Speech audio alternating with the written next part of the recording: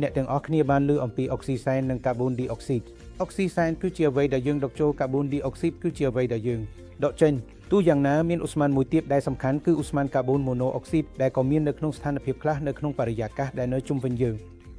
ហើយប្រសិនបើមិនបានថែរក្សាឲ្យបានត្រឹមត្រូវឧស្ម័ននេះដែលមានចំនួនច្រើនអាចបិទប្រព័ន្ធរបស់យើងនិងអាចបណ្ដាលឲ្យមានផលវិបាកដល់ជីវិត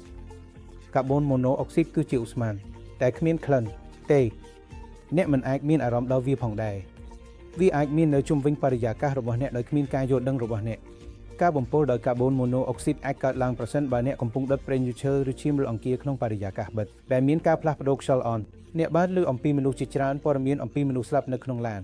នៅពេលដែលពួកគេនៅក្នុងឡានក្នុងរោងចក្រដែលបិទដូច្នេះវាអាចជាការបំពុលដោយកាបូនឌីអុកស៊ីតម៉ូណូអុកស៊ីតនិងកាបូនឌីអុកស៊ីតក្នុងស្ថានភាពបែបនេះទូយ៉ាងណាកាបូនម៉ូណូអុកស៊ីតមិនងាយរកឃើញទេរោគសញ្ញាមានភាពសាមញ្ញណាស់នៅដំបូងប្រសិនបើអ្នកកំពុងរីកចម្រើនការបំពុលដោយកាបូនម៉ូណូអុកស៊ីតឧទាហរណ៍អ្នកនៅក្នុងបន្ទប់តូចមួយដែលមានភ្លើងកំពុងឆេះហើយអ្នកចាប់ផ្ដើមមានការឈឺក្បាលអ្នកចាប់ផ្ដើមមានការមិនស្រួលខ្លួនបន្តិចមានលក្ខណៈកង្វល់ខ្លះមានលក្ខណៈចង្វាក់បេះដូងលឿនខ្លះមានការដកដង្ហើមខ្លីខ្លះនេះអាចជាសញ្ញាដំបូងនៃការបំពុលដោយកាបូនម៉ូណូអុកស៊ីតហើយសំខាន់ណាស់រោគសញ្ញាអាចរីកចម្រើនយ៉ាងលឿនអ្នកអាចមិនមានពេលគិតទេហើយអ្នកចាប់ផ្ដើមមានអារម្មណ៍សន្លប់ភ្លាម